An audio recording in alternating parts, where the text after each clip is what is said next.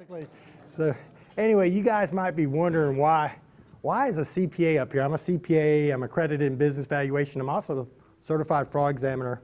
I've got like 6 professional designations. Like Kevin said, I would probably be unemployable, right? But the thing is why is someone up here who's a CPA talking about habits, talking about transformation, talking about changing your beliefs? Well, like all of you guys, or most of y'all, I started my business pretty much because my wife pretty much did say the same thing. Kevin's, hey, you're having a hard time working for people. You need to work for yourself. And you know, the first year was tough. I mean, I worked 80 hours a week. Working was never a problem for me. But you know, when I looked at my bottom line, it was like I made $6,000 profit, you know. And I was probably lying to myself about that. But the thing is so I started asking myself the question, you know, I don't know if any of you guys are familiar with personality tests, but I'm a big believer in them, and I'm a big believer in the Enneagram. And the Enneagram, I'm a 3. And so 3s, naturally, we always are comparing ourselves to other people. We're always comparing ourselves because we're naturally workaholics and we naturally want to perform, but we're always asking, why is this guy doing better than us? And why is this guy doing at a higher level? Not just in money. It's not about money. It's about your relationships with family. It's about your spiritual life. Why is this guy doing better in these areas of his life, and why am I struggling? So I started studying self-development, and I made it a passion of mine, and it's really helped.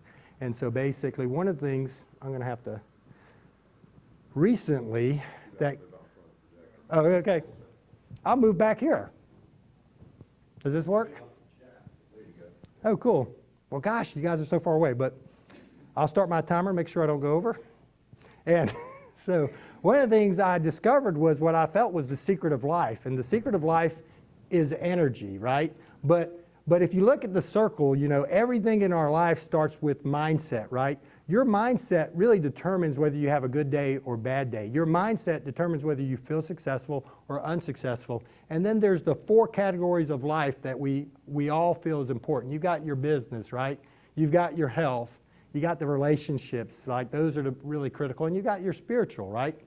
But the reason all of us struggle in those areas, really, doesn't it come down to energy, right? I mean, we all sort of know what we need to do. We just don't do it. And it's usually because, you know, why don't we spend quality time with our spouses? Because we're too tired when we come home. Why don't we spend time with our kids? We're too tired. Why don't we work out? I'm too tired. I don't have enough time. So the thing is energy is a key ingredient to becoming successful. And then if you follow that, productivity, I think, is the second, knowing what to do. Because, you know, I remember when I got out of the Marine Corps from Desert Shield, Desert Storm, I was real motivated because I was in best shape of my life, right? No alcohol, no women, you know, it was just great. And so I was like, man, I'm going to stay in shape. And there's a diet out there when I got out of the Marine Corps called the no-fat diet. And the diet basically consisted of eating no fat. You could eat all the carbs you wanted, and you supposedly wouldn't gain weight. So, you know, when I was hungry and I would run by a convenience store, I wouldn't eat beef jerky, I wouldn't eat anything with fat in it, I'd eat a bag of jelly beans. So, of course, that's a perfect example of having high energy and doing the wrong thing, right? We've all done that where we're like, hey, I'm going to do this, and it's the wrong thing. In fact, I think that diet's what caused the obesity epidemic in the U.S., because there was a big spike in obesity about that time. That was about 91, 92 when Desert Storm ended. So then you go to your habits, right? And habits are so critical because, this is going to be difficult, Kevin. I guess I can do the mouse? The other side. Oh, the other side? Okay. I'll do it again. Cool. Habits are so important because they use less energy. So if you create a habit, it becomes automatic, and it uses less energy, it becomes more efficient. And in fact, 40 to 50% of your day is spent performing habits. So one of the things I like to say is we make our habits, whether we make them consciously or unconsciously, but then our habits make us, right? And so it's important to realize what your habits, you know, one of my favorite sayings with my kids, I have 2. One is successful people do what unsuccessful people won't. But 2 is the super rich are richer than the rich because they have better habits. The rich are richer than the middle class because they have better habits. In fact, if any of you guys ever want to, I don't know if it's a good book, but it has some really good points. Tom Corley wrote a book called Rich Habits where he studied people's wealth, and he realized that really the habits of the wealthy were so much different than the habits of the poor, and that's why they were wealthy. I'm going to hit the wrong. Don't. So there's 5 levels of transformation, or 5 levels when you start changing a habit. One is your identity. Who are you? Who am I, right? The second are your beliefs and values. What do you believe about this, and what do you value about it? Thirdly is your competencies and capabilities, and that's sort of what we talked about is the productivity, knowing what to do. Do you have the ability to do it? Like, for example, if you really wanted to dunk a basketball, which I tried to one time, it's a long story, basically. Ended up breaking my arm. But how do you do that? Do you have the competencies and capabilities? And then 4 is what? The behavior. That's actually the habit. So you have to have the first 3 before you get to the 4th. And then the 5th one, environment, is where and when. So basically, we're going to spend a little time discussing each of these. And then what we're going to do is at the end, I've got a little special surprise for you because, you know, there's 2 ways you can change your habits. One, you can change incrementally. There's some belief that say, hey, if you do, you know, if you take a teaspoon out of your coffee every day over the next year, you'll be caffeine free. There's another one that says you can dramatically change it like that. So we're going to go over both of those relatively quick. So for a second, did we hand out a worksheet? Did we hand out the worksheet or no? Okay. Well, let's pretend we had a piece of. Does everyone got a piece of paper? Because I'd like to really this thing was designed for a group. I would really like y'all to get together, and I really want you to write a behavior that you want to change, okay? And I would like for the guys at the table for you guys to sort of discuss it with each other and sort of maybe think about it for a second. What are some common behaviors that we want to change? I mean, I'll give you a few that I think are critical. I think everyone, once you get to 50, should have a habit of working out at least 5 to 6 times a day. A day? Did I say day? A week.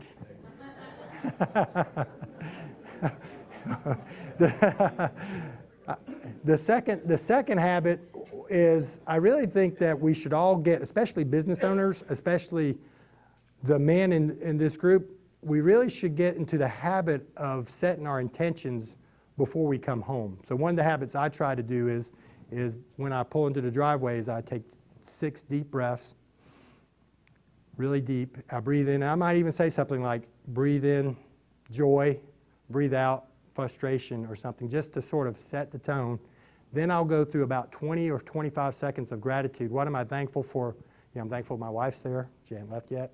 I'm thankful for. Everyone knows that's a joke because I am a trophy husband. But the thing is we can go in that. I mean, the thing is I'm actually writing a book about it. I might discuss it later. But the thing is I go into gratitude, and then I set my intention for how I want to show up with my family. Now I'm going to be honest. I don't do that every day. I'm trying to do it. And when you do it, and you say, what do I want to be when I show up to my home? I don't want to be a frustrated guy that was just dealing with customer unhappy and employees. I want to be someone that's happy. I want to be someone that's intentional. I want to be a father that loves his kids. I want to be a son. My mom is living with us, and I want to be a son that appreciates his mother. That's who I want to be. That's a really good habit to get into because that's one of the things, that I see a lot of with business owners is we don't know how to turn it off. So trying to turn it off and be the person you want to be is good. Does anyone else got any good habits they want to do? Does anyone want to share with the group? Bueller? No. Okay, well, good. So for a second, I want you to think of the behavior. That's interesting. Okay, this slide is there. Let me go to the next slide. I keep on hitting the wrong button. So now, we're going to go back to step 1. Step 1 is identity. So when you think about this habit, you've got to think about your identity in relationship to this habit. Who are you? Who are you to this habit? So for example, if you want to work out, right? every morning? Are you the kind of person that says, I just don't work out, I don't exercise, right? If you want to be save money, do you have the identity of, hey, I spend all my money, I just live for the moment? You know, who are you, right? I mean, the thing is because the answer to this question is going to tell you if you can change the habit or not. Because if you don't work on the identity and you don't get your identity congruent with your goal or your habit, it's not going to happen. So how do you change your identity, right? You know, there's a lot of people that, you know, talk about, you know, you can do the tapping, right? You can do all the things, you know. Now, what I've found when it comes to changing identity, now this might sound a little weird, but I'm going to tell it to you anyway. The thing is that affirmations. Affirmations to me are the best way to change your identity. And an affirmation is really simply saying something, I am, boom. I am, boom. Like I had an affirmation that says, I am a genius and I apply my wisdom daily. And the truth of the matter is, I started saying that 3 years ago, more people called me a genius than ever. I had another affirmation about my marriage. Okay, no one called me a genius ever. No, I'm just saying until I paid them. No, but the thing is it worked. An affirmation about my marriage that I am so grateful that me and Penny are enjoying our 27 years of marriage with a deeper level of love, commitment, and intimacy than we've ever experienced. And the truth of the matter is I really do feel like our relationship, my marriage relationship, that was in the future because we're only on a 25-year anniversary, has been so much better and so much more fulfilling. I had another affirmation, and this will freak you out, that was, I am so thankful that my clients actively seek out and pursue successful business owners and refer them to me. And I wish I still had the old cell phone, but I got a text, and this guy is a multimillionaire, makes over $1 million a year, and the guy he was with was another client of mine that was multimillionaire, and he was like, me and this guy are putting a high-pressure sail on the whale. And he called this guy the whale because one time when he was talking to me, he says, Mike, I know you think I'm a big fish, but this guy is a whale. And so basically, a guy ended up being a client, and I was like, oh my gosh, it's working. But the thing is identity is so important because you've got to be who you want to be. And if you don't tell yourself you're going to be that person, it's not going to happen. So the first person that's got to believe it is you. And you can force yourself to believe it. I mean, the thing is half the world, and I'm not going to tell you which side I'm on, is obviously believing something wrong right now, and half the world is believing something right? Because there's something that's diametrically opposed that's going on in American politics or history or the economy or something that, you know. So the truth is really what you believe, and that's one of the more powerful things about the identity. Oops, I keep on hitting the wrong button. Now, the other thing is your beliefs and value. And we're going to talk about changing your beliefs, right? Because what is really a habit? A habit is just a belief that's being acted upon on a daily occasion, right? When you have a belief, a habit is just action, right? I believe I'm this physical fit person, therefore I work out every day. I believe I'm a healthy individual, therefore I watch what I eat. I believe that I'm this great dad, therefore I control my state with my family. So it's just belief plus action equals habit. Well, consistently, right? Consistent. And then automatically is where we're trying to get to. So what do you believe about this? Like, for example, do you believe, you know, I read a book that was real powerful called Younger Next Year. And basically it talks about most people in America believe that once you turn 50, that your health goes sort of like this. And then you die. And what the theory of the book was, no, that's not true, right? That if you do some simple things, one of them was working out 5 to 6 times a week.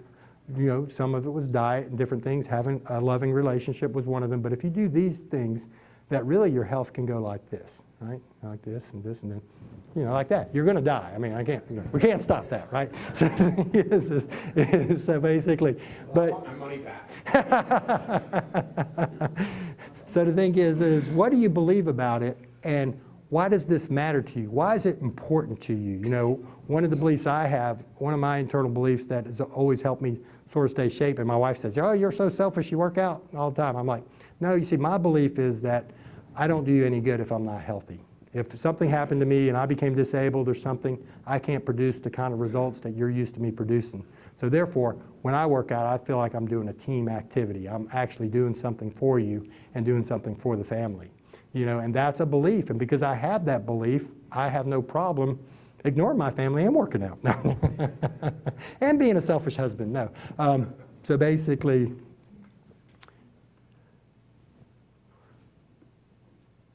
okay. Now, if you have a habit, is there anyone that's got, you know, what are the skills and competencies that you need to know? What do you need to know? Like basically, you know, what do you have to do the habit?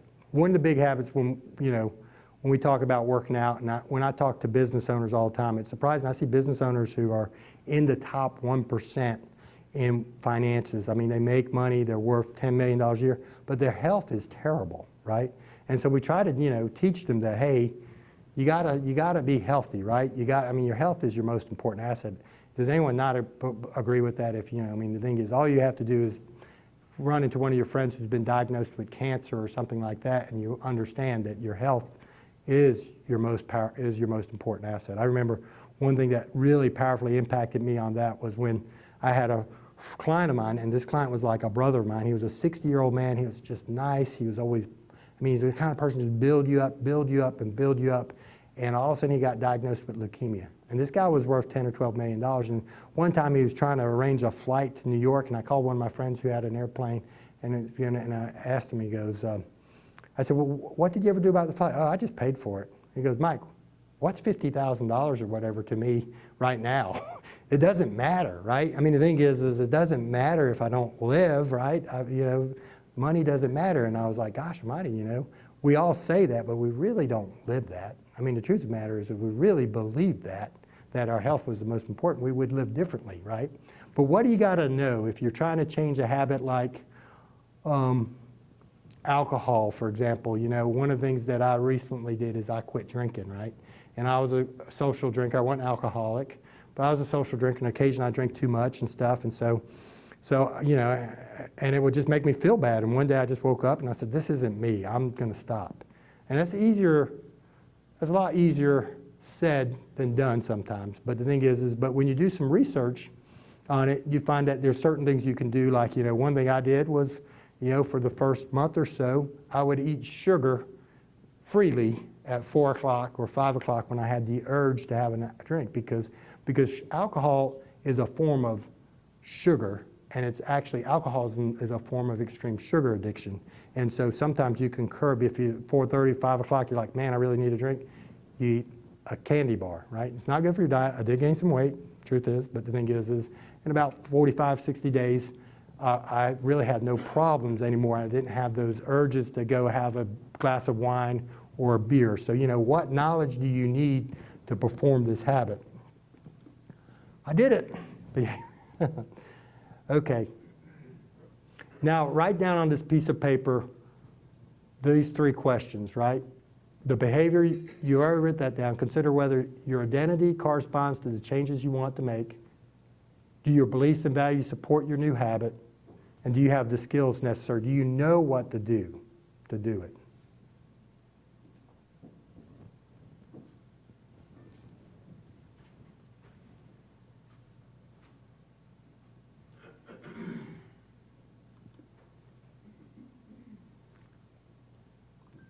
Now, this is the secret sauce, okay? So one of the things, we know Kevin does a really good job here with chief executive boards, but I'm going to tell you what makes the 99% of, 99%, what do you call it, 99%? Retention. I was about to say attrition, and I knew that was the wrong word. So, so basically, but the 99%, so is the environment created by business owners, right? So the thing is what everyone likes about being here is you're around like-minded business owners. You all want to get to the next level. You all want to be successful in business. And that's the secret sauce to this group, right? Well, that's the secret sauce to everything in life, right? Because every one of us will tell our children, don't hang around this person. They do this. They're a bad influence. Some parents will even go further and say, hey, you should be hanging around Kevin. He's a good kid. He does his homework. He does everything like that. He'll be a good influence. But most of us don't. We stop with the bad influences. But really, the truth of the matter is, you got to get around the right environment. And you got to get around the right environment to support your habit. Like if you're trying to quit smoking, I'm going to tell you it's not a good idea to go back to the smoking lounge and hang out with your friends, right? Because it's not going to happen, right? Just like if you're trying to quit drinking, it was a good test of willpower a few times to go there and not drink. And, you know, my wife, you know, she can have a beer. It doesn't bother me and stuff like that. But the truth of the matter is, it's probably good not to hang around a bunch of drinkers, right? Because the thing is, eventually, you're going to fall, right? Or eventually, so if you want to be healthy, hang around healthy people. If you want to be successful in business, hang around successful business owners like you're doing right now, right? That's the secret sauce, right? So your environment is where and when it will happen, right? So, you know, I always recommend that people start working out, you know, with a partner if they can, right? You know, eventually if you get disciplined enough, it's very good. You can work out by yourself, but it's always important to get around the right environment. So now, there's a guy who wrote a book. He wrote a book called One Tiny Step, B.J. Fogg. He's also a professor at Stanford University. I think the National Health Association has adopted his habit change, has a moderate how to help people get better healthy diets, right? So his theory is you want to behavior change by using our tendency to gravitate to predictive habit forming behavior. So that's where he talks about anchoring habits to other habits. And his theory is B equal MAT, or behavior equal motivation, ability, and trigger. So you need to, so the thing is this was, so you got to have a motivation. Why do you want to do it? Like a lot of times, you know, I recently had a friend who was diagnosed with a brain tumor, and he completely changed his diet. And like in 3 or 4 weeks, he lost 35 pounds. He went on a juice-only diet, went all organic and different things, right? Because he had the motivation. He probably already had the knowledge of what he needed to do, but the motivation was the ability. And then a trigger is a reminder. So a lot of times what we can do if we're trying to establish a habit is we need to have a trigger. Like if you want to work out in the morning, you need to have your gym clothes by the bed. You need to have your running shoes by the bed. And the first thing you need to do is get up and get dressed. Even if the second thing you do is go get a cup of coffee, right? Because you want to have that trigger. Now, on a scale of 1 to 10, one of the things you should do is when you're looking at this habit that you want to change is, what is your motivation scale right now? So basically, if it's less than an 8, it's probably not going to happen. So what needs to happen is you need to ask yourself, how do you get it to an 8, right? How do I get the motivation to an 8? And this is one of the things I always talk to my kids about is, you know, there's 2 types of people in the world. There's pleasure people and there's pain people, okay? I'm going to give you a quick survey. I can tell real quick if you're a pleasure person or you're a pain person, right? So how many people, when they got a big project in school, would work over the weekend, the first week it was assigned, and get the project done? Let's say if it was done in 90 days, they would get it done in 30 days. How many people in the room would do that? Anyone? Okay, Kevin. Pleasure. Okay, now second question. Now, same task. How many people would get it done maybe 2 weeks before the deadline? Okay, that's good, that's good. You're a mix, pain, pleasure, right? How many of you would wait until the week before it was due, scrambled, and work all night doing it the day before it was due? So that was me, right? Okay. So you guys are pain people, right? Because the thing is you get motivated by pain. The pleasure is, oh, I'm going to get this thing done and not have to worry about it, right? The mixture is, well, you know, I don't want to be pain. I don't want to be in pain. And it'll be much more pleasurable if I get it done before the deadline, right? Then I can review it and stuff. And then the pain person's like, damn, I'm going to fail out if I don't get this done. And my mom's going to take the car away. So the thing is, you know, so unfortunately, most of us are pain people. I mean, my kids are classic pain people. I can offer them all sorts of rewards to do stuff, but if I take the phone away, it gets done.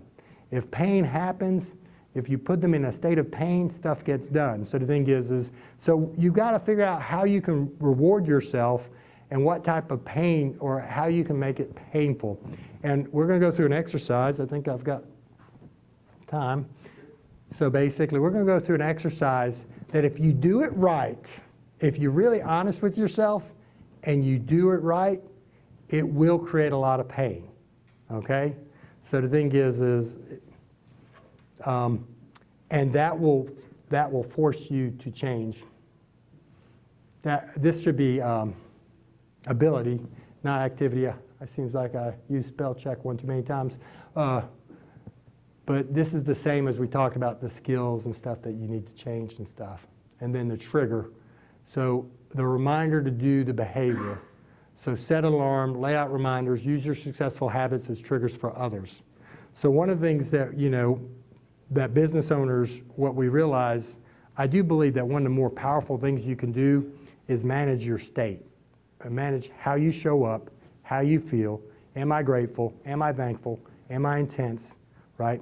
And one of the things that works really well is I have a little silent alarm that reminds me of the emotions I want to feel, right? And basically how I want to be. Because I could be, I really want to be a positive person. Now, since I was in the Marine Corps, I might not be the most positive person sometimes when people don't do what I say. So the thing is and it's interesting because you could be like about to yell at your kid or something and all of a sudden be like, hey, you're empathetic, creative, and energetic. And I'm like, oh, okay, I better think about this for a second. So the alarm, the cell phone is a good thing for that, okay? Another thing, let's move on.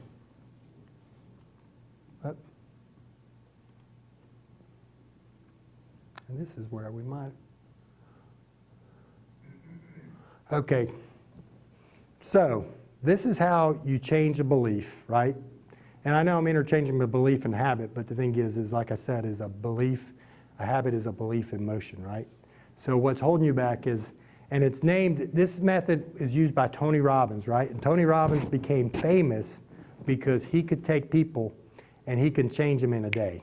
He could change them in 5 minutes. In fact, if you listen to his personal power tapes, what he says is your personal power is your ability to decide at a moment. Like he will tell a lot of people, say, hey, it took me 10 years to quit smoking. No, it didn't take you 10 years to quit smoking. It took you 10 years to decide to quit. It only took you a second to quit, right? So the thing is but the Dickens method is named after the famous Dickens story, A Christmas Carol, right? Who knows The Christmas Carol? Has everyone heard The Christmas Carol? So, the main character in Christmas Carol, I don't know if you guys know this, he's sort of a role model for me. He was an accountant, right? He was an accountant. Scrooge was an accountant, right? I always say, man, that's my role model, right? That's who I want to be. But the thing is and Scrooge gives you a great example because what happened is in one brief night, he changed completely from greedy, accountant, didn't care about people, to loving, generous man. And how did he do that, right? How did it happen? Well, he had 3 visions, right? And the 3 visions basically showed him, one, the pain that his beliefs and action had caused him in the past, the pain that his beliefs and actions had caused him currently, and the pain that he was going to get in the future. And the pain was so great, when he woke up, if you remember, he was all energetic, he was all excited, and then he started living his beliefs, right? So the thing is, and this process can be very painful. I'm going to tell you, it works very effectively. I've used it and basically have no problem with it.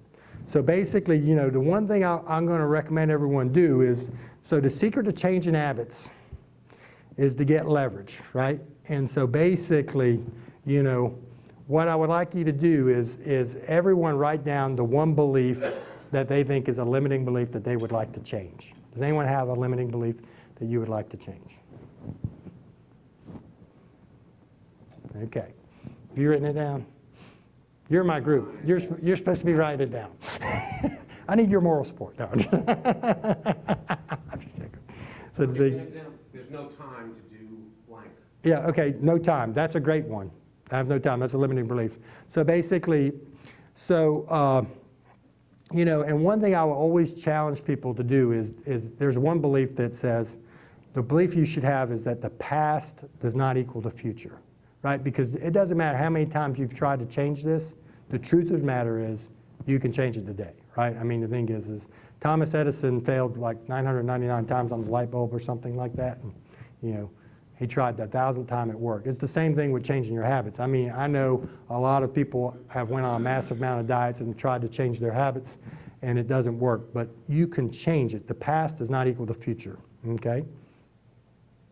So for a second, I'm going to ask you guys to do something different. I want you guys to close your eyes. Okay, I want you to close your eyes and I want you to think about this belief, okay? I want you to think back 20 years, right? I want you to go back 20 years and think about what has this belief cost you?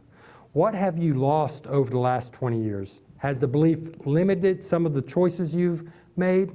Has the belief cost you in opportunities? What has it cost you in opportunities? Has the belief cost you in self-esteem? What has it cost you in your self-confidence? Has the belief cost you in your significant relationships? Has it hurt the relationship with your spouse? Has it hurt the relationship with your children? Has it created doubt? Has it created negativity? How do you feel about yourself when you live by this belief? How does it make you feel? How has this belief affected your energy over the last 20 years? What do you say to yourself when you look in the mirror and you look at how this belief how you have allowed this belief to control you? How has the belief pulled you down? Has this belief, has it hurt you as a role model? Has it affected you spiritually? Has it affected your relationship with your Creator? Think of all the costs, the lost opportunities this belief has taken you from your last 20 years of your life. Think of the financial impact, the physical impact, and the spiritual impact, all the years of this life that this belief has cost you. Think of it as a weight. I want you to imagine that there's a weight on your shoulder, and it's the weight of this belief. It's the lost opportunities, the lost financials, right? It's the lost relationships. And I want you to pull it into the present. I want you to pull it into today. And then I want you to ask yourself the questions is, today, what have you lost over the last today? What are you losing today because of this belief? Is the belief limiting the choices you make? What opportunities are you not taking because of this belief? How's this belief affecting your self-esteem? What is this belief costing you in your self-confidence? Has it cost you in relationships? Is it creating negativity in your life today?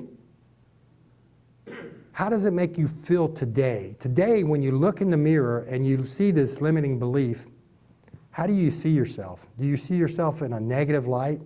Does it make you doubt yourself? Does it make you doubt your abilities?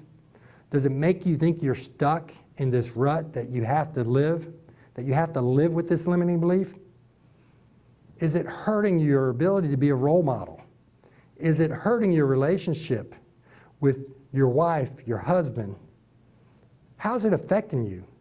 When you look in the mirror, how does it make you feel knowing that this belief has just kept you down? Now, I want you to imagine the weight has gotten heavier on your shoulder, and I want you to step 5 years forward in the future with this belief. What is it going to cost you over the next 5 years to maintain this belief? What is it going to cost you? Is it going to cost you in opportunities? Is it going to cost you financially? Is it going to cost you health? How about what does it cost you in your energy? How much does having this limiting belief cost you over 5 years? When you look in your mirror and it's been 5 years with this limiting belief, how does that feel? How does that look? Do you like the person that you're looking back in the mirror 5 years after this, with this belief. Now let's go 10 years. 10 years into the future. 10 years of living with this belief. How much further has it affected you? How much more has it cost? How much has it damaged the relationships with your significant others? How much has it damaged your relationship with God? How much does it hurt you to live with this belief that you can't do this? How does it affect your self-esteem? When you look in the mirror 10 years from now, what do you see? How do you feel? Do you see someone older, someone with less energy, someone with less self-abilities? Now I want you to take it 20 years into the future. 20 years of living with this limiting belief. 20 years. That's a long time to be doubting yourself. 20 years. What have you lost over these 20 years because of this belief? How has the belief limited the choices you made? What opportunities have you failed to take because of this limiting belief? What does it cost you in your self-esteem? What does it cost you in your self-confidence? 20 years of living with this belief. What does it cost you with your relationships with your spouse? Your ability to lead your family, your business. How much does it cost you? How do you feel about yourself when you live by this belief? Now, imagine yourself looking in the mirror 20 years from now. What has this cost you? What have you lost? Are you happy with this? Are you happy with the person that's lived by this belief for the last 20 years? Think about that.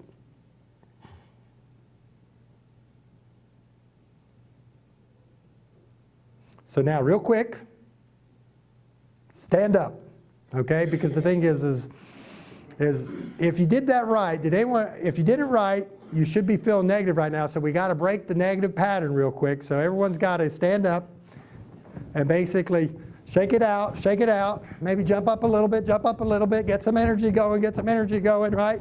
Because, okay, so now I want you, while you're thinking, I want you to think about the opposite belief. Do some air squats, do something, wake up, come on. Everyone's got to wake up. Basically, I'm going to show you something. So basically, just hit yourself real quick. Tap, this is called tap, not here, just, oh well. Sounds a lot harder when you hit yourself. Okay, so you're waking up, you're positive. Now what's the new limiting, what's the belief? So now we got ourselves, everyone feel a little better? Maybe jump up. I'm always embarrassed because my vertical jump's nothing. I'm jumping as high as I can.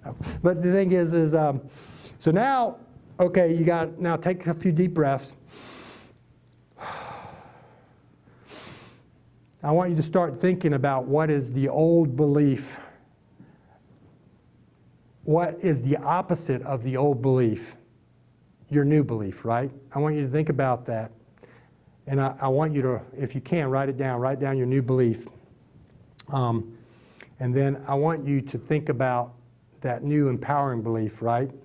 I want you to imagine right now, if you had that new belief for the next 5 years, what would that mean for you, right?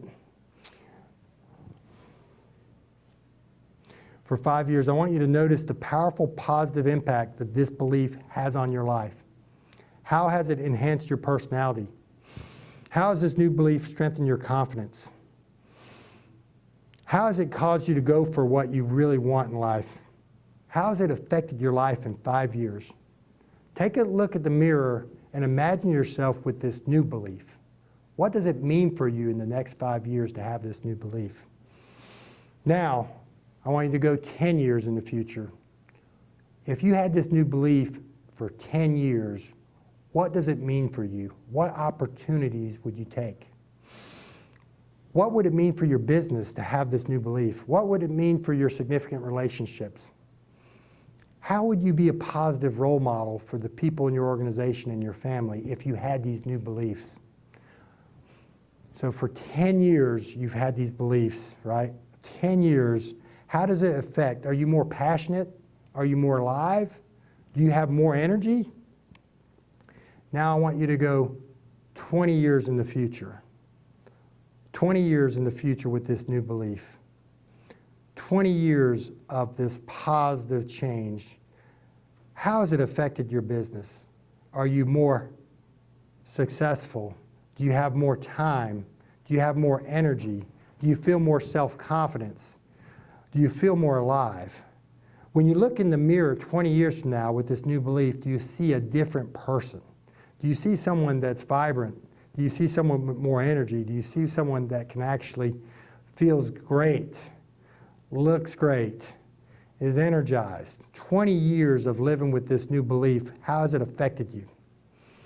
Now, quickly grasp the 20-year person with the bad belief and compare the two. Is there a difference? Which one do you want to choose? Basically, that's how you change it. Now, I have to confess, that's called a mini Dickens, because really, you should spend a good bit of time with it. But the truth of the matter is that methodology has really helped me eliminate alcohol with no problem. If I'm ever tempted, I can just go through and I can start thinking of some of the pain points, and I can think of the future vision I created, and it's really clicked. Like, you know, I was telling Kevin, craft beer, that 5 grains was my #1 weakness, especially the Belgian beers. And, you know, all of a sudden, you know, I was like, yeah, I can have, oh, no, I don't want one. I'm good, right? Because the thing is because when you imagine, when you go back and you look at the past and say, gosh, what did that cost me? And what is my new going to create? That's how you change a belief like that. So hopefully y'all enjoyed that.